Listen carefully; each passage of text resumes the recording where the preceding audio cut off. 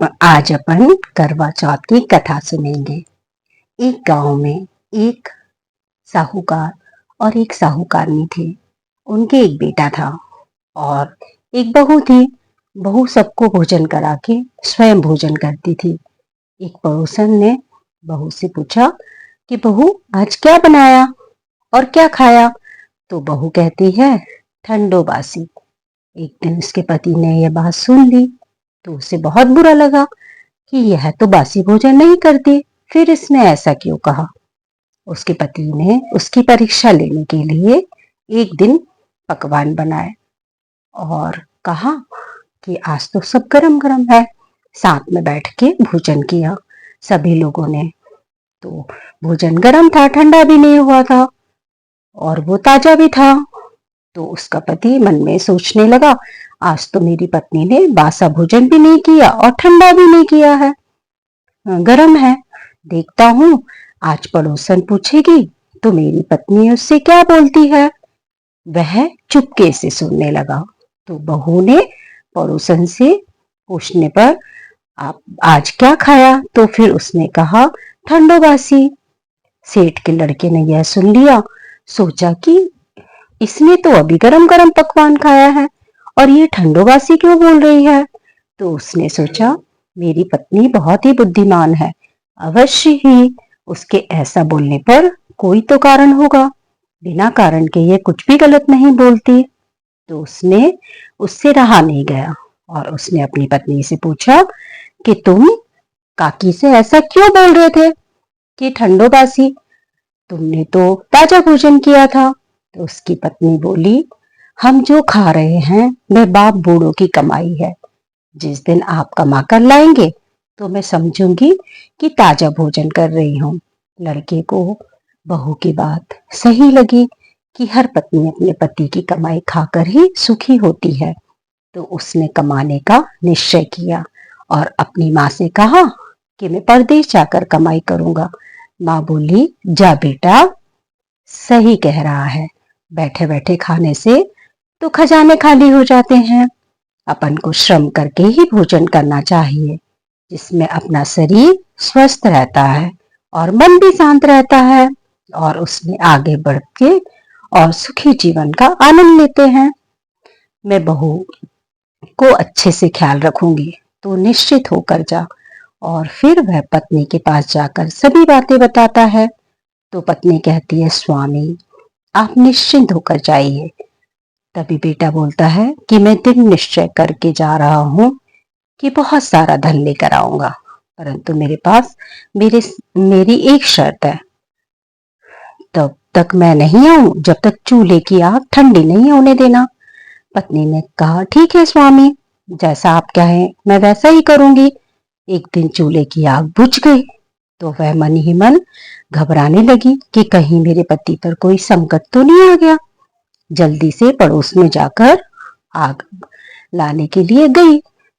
देखा तो पड़ोसन वहां पे चौथ माता की पूजन कर रही थी।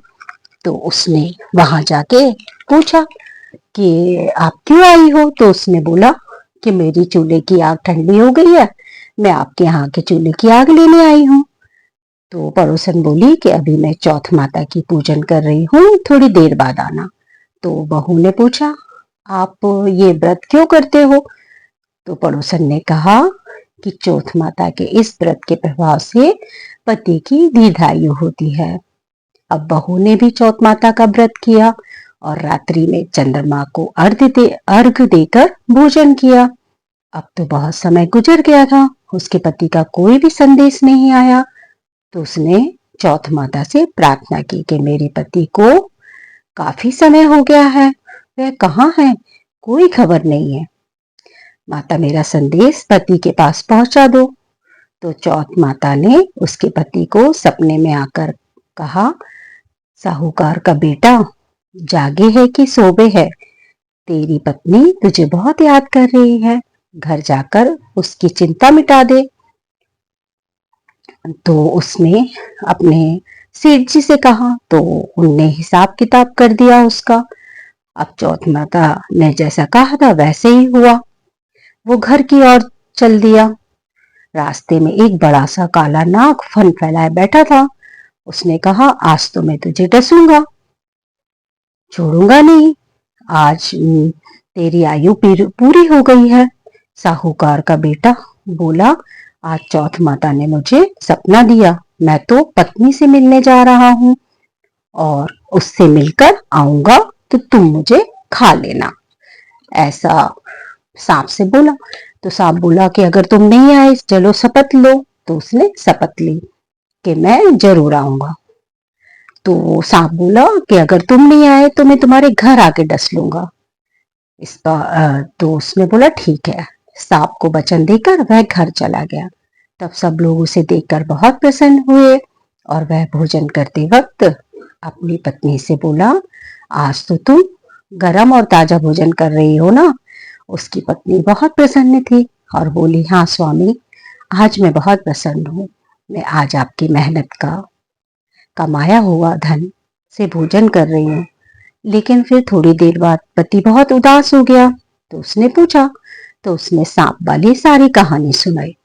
तो पत्नी बोली, स्वामी आप चिंता ना करें, मैं सब ठीक कर दूंगी। उसके पति ने कहा कि अगर मैं उसके पास नहीं गया तो वह घर आ जाएगा। पत्नी बहुत चतुर थी। वह बोली, आप घबराओ नहीं, लेट जाओ, मैं एक उपाय करती हूँ।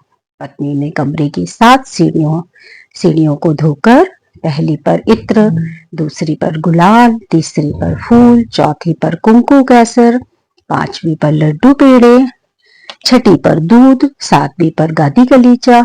इस प्रकार उसने 7 सीढ़ियों पर सब सजाकर रख दिया। आधी रात को नाग सीढ़ियां चढ़ने लगा।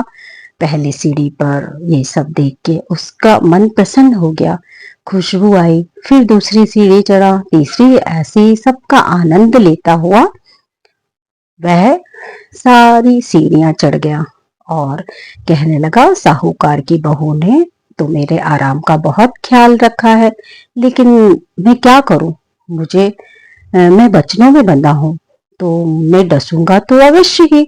कमरे में जाने ही वाला था कि चौथ माता वहां आ गई और विचार करने लगी कि अगर मैंने इसे नहीं बचाया तो इसका विश्वास डगमगा जाएगा और संसार में व्रत, पूजन, धर्म, कर्म को कोई भी नहीं मानेगा। तो तब तो गणेश जी, चंद्रमा जी और चौथ माता उसे बचाने का निश्चय करने लगे। चंद्रमा जी ने उजाला किया, चौथ माता ने ढाल बनी और गणेश जी तलवार लेकर नाग को मार दिया और ढाल से ढक दिया। दिन निकला तो सेठानी ने सोचा, अभी तक ये लोग उठे नहीं है, मेरे बेटा बहू, मैं जाकर देखती हूँ। जब उनने सीढ़ियों पे ये सब देखा तो उनको कुछ समझ में नहीं आया, लेकिन वहां पे सांप के निशान देखे कुकू में और केसर में। तो वह सोची, पता नहीं क्या हो गया। वह डर गई और ढाल को उठाकर देखा तो मरा हुआ सांप था। तभी बेटा बहू आए। उनने सोचा कि यह तो चौथ माता का चमत्कार है। संकट के समय व्यक्ति के धर्म कर्म ही आड़े आते हैं। चौथ माता, आपने जैसे साहूकार के बेटे की रक्षा की, वैसे ही सबके पतियों की रक्षा करना। बोलो चौथ माता की जय।